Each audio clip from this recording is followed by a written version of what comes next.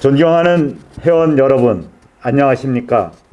치과계의 변화와 개혁이라는 시대적 소명을 안고 출범한 저희 31대 집행부가 어느덧 6개월째로 접어들고 있습니다.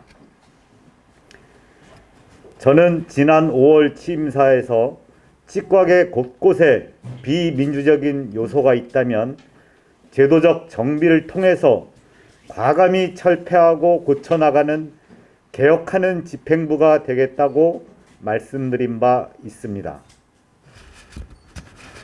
이제 저희 31대 집행부는 치과계 제도개혁을 위한 대장정을 시작하고자 합니다. 그 첫 번째로 오늘 저녁에는 대의원제도 개선이라는 주제로 첫 토론회를 개최할 예정입니다. 이번 토론회의 핵심은 3만 치과의사들 회원들의 운명을 가름할 치과계 최고 의결기구인 대의원총회의 의사결정 과정에 있어서 젊은 치과의사 및 여성 치과의사 등 치과계의 다양한 목소리를 수렴할 통로를 확대하는 것과 더불어 대의원총회의 의사결정 구조에 대한 개선 방안을 집중 논의하자는 것입니다. 이후에도 대의원제도 개선뿐만 아니라 선거제도, 협회비 납부 등 치과계의 여러 가지 문제들에 대한 합리적인 개혁안을 치과계의 여러분들을 모시고 함께 고민해 나갈 계획입니다. 과거의 오래된 관행을 바꾸는 것이 쉽지는 않지만 시대적 정신에 맞추어 그 길을 가야만 하는 것이 회원들이 저희 집행부에 부여한 책무인 만큼 치과의사 회원들의 기대에 부응할 수 있는 합리적인 개선 방안을 마련할 수 있도록 흔들림 없이 힘차게 정진해 나갈 것입니다. 그리고 31대 집행부 중점 추진 현안으로 국립치약연구원 설립을 위한 첫 단추인 관련 입법 법안을 이끌어내기 위해 최선의 노력을 다해왔습니다. 그 결과 지난 9월 국회 과학기술정보방송통신위원회 소속인 양정숙 의원이 첫 발의를 한 데 이어 보건복지위원회 소속 전봉민 의원과 김상희 국회 부의장까지 총 3분이 관련 법안을 잇따라 대표 발의하셨고 앞으로도 몇 분의 국회의원이 관련 법안을 추가 발의하실 것으로 알고 있습니다.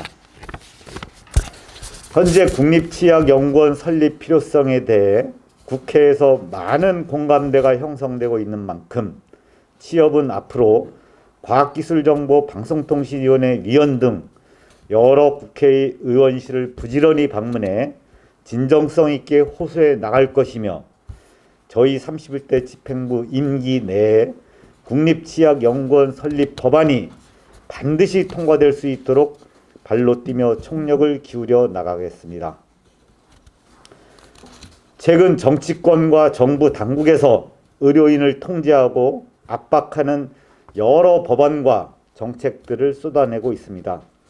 협회에서는 이에 대하여 적극적으로 반대 의견 제시 및 타 의료단체와 연대하여 공동 대응 등 적극 대처하고 있습니다. 존경하는 회원 여러분, 올해 코로나19로 인해 환자 수와 진료비 수입도 감소하는 등 경영상으로 힘든 나날을 보내고 계실 줄로 압니다. 조금만 더 힘내주시길 부탁드리겠습니다. 감사합니다.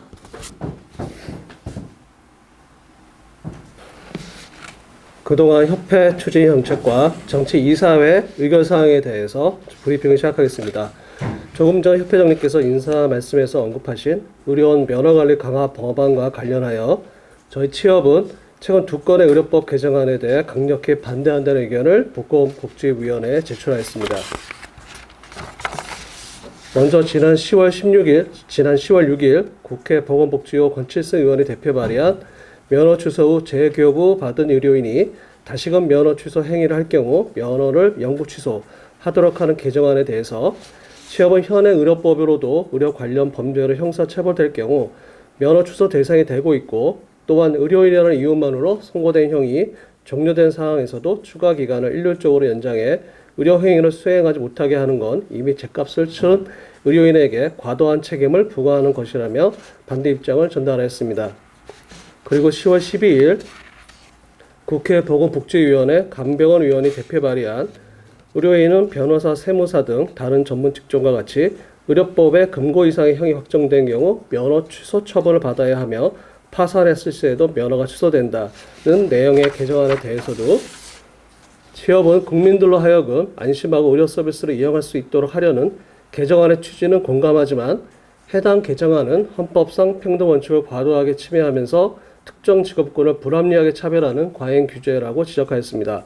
특히 의료인의 파산은 의료 행위에 아무런 영향을 미치지 못합니다. 해당 개정안에는 파산 선고를 마치 사회적 신뢰의 상실로 보고 면허 박탈까지 가능하게 하는 제도로 취급하고 있습니다. 이에 의료인이 지위를 유지하면서 해결할 수 있는 길을 원천적으로 봉쇄하는 가혹한 결과로 이어질 수 있다고 반대 의견을 피력하였습니다. 앞으로도 타 전문가 직업과 형평성에 맞지 않고 의료인을 과도하게 규제하려는 정책과 법안의 저지를 위해 강력히 대처해 나갈 것입니다. 다음은 인사에 관한 내용입니다. 현재 취업지부 담당 부회장 1인이 공석인 관계로 지난 9월 전국 시도 지부장 협의회에서 경기도 치과의사회 최유성 회장을 지부 담당 부회장으로 추천함에 따라 협회 부회장으로 임명하였음을 알려드립니다.